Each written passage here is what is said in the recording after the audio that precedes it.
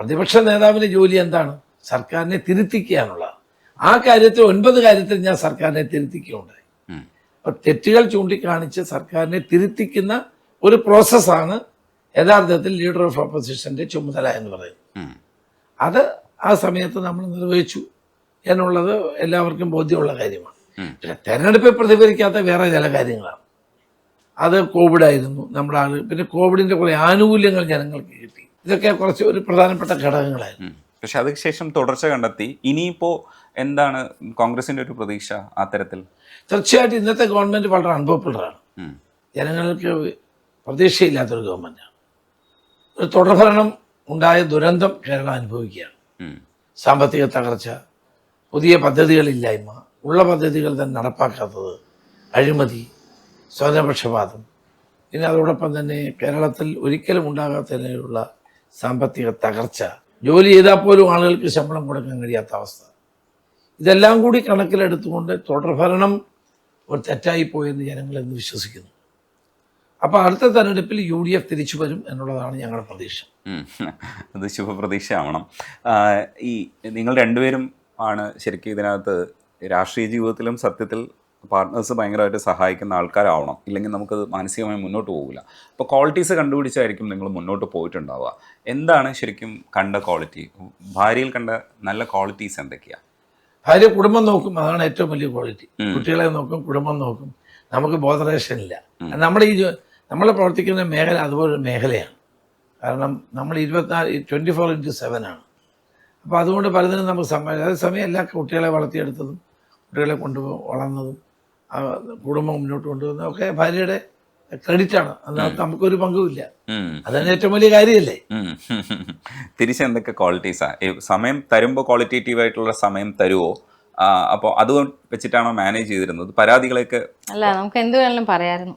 എല്ലാത്തിനും സപ്പോർട്ടും ഉണ്ടായിരുന്നു. വേണമെങ്കിൽ 2 തല്ലും കൊടുക്കായിരുന്നു. തല്ലിയിട്ടൊന്നും ഇല്ലല്ലേ? ഇല്ല ഇല്ല. പക്ഷെ ഞങ്ങളൊന്നും കാണാറില്ല, വല്ലപ്പോഴും. മാന്തയൊന്നും ചെയ്യില്ല. അപ്പോ എന്താണ് ചെയ്യുന്നത്? മാന്തലൊക്കെ കിട്ടുമായിരിക്കും അല്ലേ ചെറുതൊക്കെ? പക്ഷെ എങ്കിലും കുറെ ക്വാളിറ്റീസ് നമ്മൾ മനസ്സിലാക്കി വെക്കുമല്ലോ. ഇന്ന കാര്യങ്ങൾ നമ്മൾ ആശ്വസിക്കുന്നുണ്ടാവും. മക്കളെയൊക്കെ എവിടെയാണേലും എന്നും വിളിക്കും. എവിടെയാണേലും എന്നെ വിളിച്ചില്ലെങ്കിൽ അവരെ വിളിക്കും. എല്ലാ കാര്യം സംസാരിക്കുമായിരുന്നു. അപ്പൊ ദേഷ്യം വന്നാലും അവരെയൊക്കെ വിളിച്ച് സംസാരിക്കാനും പറ്റില്ല. അവരെയൊക്കെ വിളിച്ചിട്ടുണ്ട് ഓൾറെഡി. പക്ഷെ എപ്പോഴെങ്കിലും ഒക്കെ തിരികെ വിളിക്കില്ലേ? വിളിച്ചാലും വിളിക്കാറുണ്ട്. ഞങ്ങള് കൂടുതലും ഡൽഹിയിലായിരുന്നു മക്കളവിടെ പഠിച്ചുകൊണ്ടിരുന്നപ്പോ. എനിക്കവിടെ ജോലി ഉണ്ടായിരുന്നു. ഇപ്പൊ VRS എടുത്തു. അന്നേരം എന്നും ചേട്ടൻ നാട്ടിലായിരുന്നല്ലോ, മിക്കവാറും വിളിക്കുമായിരുന്നു. എങ്കിലും നമുക്കൊരു പ്രത്യേക ഇമോഷൻസ് ഒക്കെ വരുമ്പോൾ കിട്ടിയില്ലെങ്കിൽ നമുക്ക് ആ സമയത്താണ് കിട്ടേണ്ടത്. അപ്പൊ പിന്നെ പരാതിയായിരിക്കും. മിണ്ടാതിരിക്കും. അങ്ങനെ വഴക്കൊക്കെ കൂടാറുണ്ട്. പിണങ്ങിയിരിക്കോ? ഞാൻ കൂടുതലും വഴക്കൂടും. എന്നോട് അങ്ങനെയൊന്നും അല്ല, വഴക്കൂടിയിട്ട് പിണങ്ങിയിരിക്കും. എത്ര ദിവസം വരെ നീളും? അങ്ങനെയൊന്നുമില്ല. അപ്പൊ ഇങ്ങോട്ട് തന്നെ വിളിക്കും. ഇങ്ങോട്ട് എക്സ്ക്യൂസ് പറയൂ അല്ലേ? അതുകൊണ്ട് കുഴപ്പമില്ലാതെ പോകും. ഇതൊരു ബാലൻസിങ് ആണ്. രണ്ടുപേരും ഒരുമിച്ച് ജീവിക്കുന്ന എല്ലായിടത്തും ഈ പ്രശ്നങ്ങളൊക്കെ ഉണ്ടാവാറുണ്ട്. ഇത് ഇവിടെ കൂടുതലാവാനാണ് സാധ്യത. കാരണം അത്രയും ടൈം കിട്ടുന്നില്ല. സാധാരണ ഒരു ജോലിയല്ലല്ലോ ചെയ്യുന്നത്, ഏത് ടൈമിലാണെന്നുള്ളത്. അപ്പം ഇതിന് കുറച്ചുകൂടെ വേറൊരു ക്ഷമ വേണ്ടേ? നമ്മൾ പുറത്ത് കാണിക്കുന്നത് പോലെയല്ല, നമ്മുടെ പരസ്പരം മനസ്സിലാക്കുന്നു എന്നുള്ളതാണ്.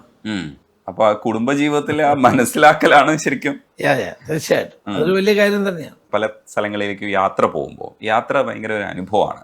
യാത്ര പോലെ നമ്മളെ മാറ്റുന്ന വേറൊരു സംഗതിയില്ല. അപ്പം സാറിൻ്റെ യാത്രകൾ എത്രത്തോളം രമേശ് ചെന്നിത്തല എന്ന് പറയുന്ന ഒരാളിനെ, നമുക്കറിയുന്ന ഒരാളിനെ അല്ലാതെ നമ്മൾക്ക് ഇപ്പം തരുന്ന ക്വാളിറ്റേറ്റീവ് ആയിട്ടുള്ള ഒരു ലീഡറെ കിട്ടണമെങ്കിൽ നമ്മളുടെ യാത്രകളൊക്കെ അതിനകത്ത് സഹായിച്ചിട്ടുണ്ടോ? പല നാടുകൾ സഞ്ചരിക്കുന്ന അനുഭവം, വായന. അപ്പൊ യാത്രകൾ ശരിക്കും ഒരു രസത്തിനപ്പുറത്തേക്ക് എങ്ങനെയാണ് യാത്ര? എനിക്ക് ഭയങ്കര ഇഷ്ടമാണ്. ഇന്ത്യ മുഴുവൻ അങ്ങനെ ഒത്തിരി യാത്ര ചെയ്യുന്ന ഒരാളാണ്. ഇപ്പോഴും പണ്ടും ഞാൻ ചെയ്യുമായിരുന്നു. യാത്ര ഏറ്റവും ഇഷ്ടമാണ്. യാത്ര, സ്ഥലങ്ങൾ കാണുക, ആളുകളെ കാണുക, പുതിയ കൂട്ടുകാരെ ഉണ്ടാക്കുക, ഇതൊക്കെ എനിക്ക് വലിയ ഇഷ്ടമുള്ള കാര്യം. ആളുകളോട് ഇന്ററാക്ട് ചെയ്താണോ യാത്ര ചെയ്യണം? അതേ ഭംഗി മാത്രം കണ്ട്? അല്ലല്ല, ആളുകളോട് സംസാരിക്കും. ഞാൻ ട്രെയിനിലൊക്കെ പോകുമ്പോൾ അടുത്തിരിക്കുന്ന ആളോടൊക്കെ വർത്താനമൊക്കെ പറയും, കാര്യങ്ങളൊക്കെ മനസ്സിലാക്കും, ചോദിക്കും, അതൊക്കെ ചെയ്യും. പുറത്ത് വിദേശത്തൊക്കെ എവിടെയൊക്കെ യാത്ര? പോകുന്ന സന്ദർഭങ്ങളിൽ അതൊക്കെ ഉണ്ടാവും. എല്ലാം ചോദിക്കും, മനസ്സിലാക്കും. ഏതൊക്കെ രാജ്യങ്ങളിലൊക്കെയാ? രാജ്യങ്ങളിലൊക്കെ പോയിട്ടുണ്ട്. എങ്കിലും ഏതാണ്ട് കൗണ്ട് ചെയ്തിട്ടുള്ള എത്ര രാജ്യങ്ങളാണ്? ഇങ്ങനെ കൗണ്ട് ചെയ്തിട്ടില്ല. പ്രധാനപ്പെട്ട രാജ്യങ്ങളിലൊക്കെ പോയിട്ടുണ്ട്. ഈ പാർലമെന്റിലിരിക്കുമ്പം നമുക്ക് ആ കാലഘട്ടങ്ങളിൽ വിദേശ രാജ്യങ്ങളിലേക്ക് പോകാൻ ധാരാളം അവസരങ്ങളുണ്ട് ഉം. MP ആയിരിക്കുമ്പോഴൊക്കെ. ഇപ്പോഴതൊക്കെ കുറഞ്ഞത്. പണ്ടങ്ങനെ പ്രൈം മിനിസ്റ്റർ പോകുമ്പോൾ കൊണ്ടുപോകും, പ്രധാനമന്ത്രി പോകുമ്പോൾ കൊണ്ടുപോകും, പ്രസിഡന്റ് പോകുമ്പോൾ കൊണ്ടുപോകും, വൈസ് പ്രസിഡന്റ് പോകുമ്പോൾ കൊണ്ടുപോകും. ഇങ്ങനെ ടേൺ അനുസരിച്ച് വരുകയാണ്. ഉം. പിന്നെ ഞങ്ങൾ ആ കാലത്ത് യുവജന എക്സ്ചേഞ്ച് പ്രോഗ്രാംസ് ഉണ്ടായിരുന്നു. അതൊക്കെ ഒത്തിരി ഇപ്പോഴത് നിന്നത്. USSRന്റെ തകർച്ചയ്ക്ക് ശേഷം അത് ഉണ്ടായിട്ടില്ല. ഈ പാർലമെന്റിൽ ഈ അടുത്ത് ബ്രിട്ടാസും സുരേഷ് ഗോപിയും കൂടെ സംസാരിക്കുന്നതൊക്കെ സോഷ്യൽ മീഡിയയിൽ നിറഞ്ഞിട്ടുണ്ടായിരുന്നു.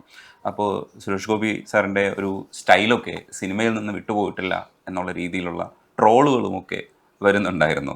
ഇവർ പാർലമെന്ററിയന്മാരാണ്, മറ്റു രാഷ്ട്രീയ പ്രസ്ഥാനങ്ങളിൽ നിന്ന് പോയവരാണ്, അവർ സജസ്റ്റ് ചെയ്തവരാണ്. അപ്പം അവരെയൊക്കെ നോക്കിക്കാണുമ്പോൾ എന്തൊക്കെയാണ് ഇവരെ കുറിച്ചുള്ള അഭിപ്രായം? രണ്ടുപേരും മലയാളത്തിൽ പറയേണ്ടായിരുന്നു എന്നുള്ളതാണ്. വേറെ ആർക്കും മനസ്സിലായിട്ടില്ല. സൈമൾട്ടേനിയസ് ട്രാൻസ്ലേഷൻ പോലും സമയം അല്ലെങ്കിൽ നേരത്തെ പറയണോ അത്? അല്ലെ അവർക്ക് മറ്റുള്ള അനുമതി വാങ്ങിയിരുന്നു, മലയാളത്തിൽ പറയാനുള്ള അനുമതി ഉണ്ടായിരുന്നു. അനുമതിയല്ല, നമ്മൾ എഴുതി കൊടുക്കണം ആ സമയത്തെ. ഞാൻ മലയാളത്തിൽ പ്രസംഗിക്കുന്നത്, എന്നാൽ മാത്രമേ ആ ഇന്റർപ്രറ്റർ വരുന്ന അവിടെ ഇരിക്കത്തുള്ളൂ. ഇവരിപ്പോൾ ഇംഗ്ലീഷ് പ്രസംഗിച്ചുകൊണ്ട് പെട്ടെന്ന് മലയാളത്തിലേക്ക് പോയപ്പം അത് ഇന്റർപ്രറ്റ് ചെയ്യാൻ ആളുണ്ടാവില്ല. മറ്റുള്ളവർക്ക് മനസ്സിലായിട്ടില്ല. അവർ രണ്ടുപേരും ഇംഗ്ലീഷ് പറയേണ്ടതായിരുന്നു, അല്ലെങ്കിൽ ഹിന്ദി പറയേണ്ടതായിരുന്നു. തമാശയായിട്ട് പറഞ്ഞത് മനസ്സിലായി. ഇവരുടെയൊക്കെ ഒരു പാർലമെന്റിലെ പ്രസൻസിനെ എങ്ങനെയാണ് നോക്കിയത്? അവരവരുടേതായത് സുരേഷ് ഗോപി ഒരു നടനല്ലേ, എന്തൊക്കെ പറഞ്ഞാലും നടൻ എന്നുള്ള നിലയിൽ നമുക്ക് ഇഷ്ടമാണല്ലോ. അപ്പൊ അദ്ദേഹത്തിന്റെ ആ ഇൻബോൺ ക്വാളിറ്റി ഇപ്പൊ MP ആയതുകൊണ്ട് മന്ത്രി ആയതുകൊണ്ട് മാറത്തില്ലല്ലോ. അതുകൊണ്ട് അങ്ങനെയാണ് ഈ പത്രക്കാരോടൊക്കെ അദ്ദേഹം ചിലപ്പം ചൂടാവുകയൊക്കെ ചെയ്യും. അതെ അതെ, അതിപ്പം സ്വസിദ്ധമായ ഒന്നാണ്, നമ്മളതിനെ കുറ്റപ്പെടുത്തണ്ട. ഒരു പ്യുവർ രാഷ്ട്രീയ നേതാവ് അല്ലല്ലോ പുള്ളി. ഉള്ളിലൊന്നും കൊണ്ടായിരിക്കത്തില്ല. അവരുടെ ഒരു സ്വഭാവത്തിന്റെ പ്രത്യേകത. സിനിമാ താരങ്ങൾ എപ്പോഴും അങ്ങനെ പത്രക്കാരോട് ബന്ധപ്പെടാറില്ല. ഇപ്പൊ പക്ഷെ പുള്ളി കേന്ദ്രമന്ത്രിയാണ്. അപ്പൊ ജനങ്ങളുടെ കാര്യങ്ങൾ അറിയാൻ പത്രക്കാർ സമീപിക്കുമ്പം ആ നിലയിൽ അതിനെ കാണണം. അപ്പൊ നമ്മളോടൊക്കെ എന്തെല്ലാം ചോദ്യം ഈ പത്രക്കാർ ചോദിക്കുന്നു. അപ്പൊ അവരോട് ചൂടാവുകയല്ല വേണ്ടത്. സംയമനത്തോടെ അത് മനസ്സിലാക്കുക. അവരവരുടെ ജോലി ചെയ്യുന്നു അല്ലേ? പത്രക്കാർ അവരുടെ ജോലി ചെയ്യുന്നു, നമ്മൾ നമ്മുടെ ജോലി ചെയ്യുന്നു. നമുക്ക് പറയാവുന്നത് പറയുക. പക്ഷെ ഇത് ഇത്ര ലളിതമല്ല കാര്യങ്ങൾ. അതേപോലെ ഈ ഇഷ്ടപ്പെട്ട ഫുഡ് എന്തൊക്കെയാണ്? അങ്ങനെ പ്രത്യേകിച്ച് എന്തെങ്കിലുമൊക്കെ ഉണ്ടോ? അങ്ങനെയൊന്നുമല്ല, കുറ്റമൊന്നും പറയാറില്ല. പിന്നെ ഇഡ്ഡലിയൊക്കെയാണ് ഒരുപാട് ഇഷ്ടം. നാടൻ ഫുഡാണ് ഇഷ്ടം. കപ്പയൊക്കെ അതൊക്കെ ഇഷ്ടം, കപ്പയൊക്കെ ഇഷ്ടം. പക്ഷെ പിന്നെ ഉപ്പേരികളൊക്കെ ഭയങ്കര ഇഷ്ടം. അതിന് ഞങ്ങൾ അടികൂടാറുണ്ട്. ഒരുപാട് കഴിക്കും വറുത്ത സാധനങ്ങളൊക്കെ. വറുത്തത് കഴിക്കുന്നത് ഒരു പ്രശ്നമാണല്ലേ? അപ്പൊ അത് എടുത്തോണ്ട് പോവോ? ഇല്ല, കുറച്ചൊക്കെ കഴിക്കും. അപ്പൊ വിളിച്ചൊക്കെ ചോദിക്കോ? വേറെ സ്ഥലങ്ങളിലൊക്കെ പോയി നിൽക്കുമ്പോ എന്താ കഴിച്ചതെന്ന് ചോദിക്കുമ്പോ ഇത് പറയോ? ഈ ഉപ്പേരി പറയില്ല, അതൊക്കെ ഒളിച്ചു വെക്കും. അങ്ങനെ ഒരു ഇതുണ്ടോ? സ്വീറ്റ്സ് ഒക്കെ കഴിക്കുന്നതിൽ? സ്വീറ്റ്സ് ഇഷ്ടമല്ല, ചിപ്സ് ഉപ്പേരിയും അതൊക്കെ ഇഷ്ടം.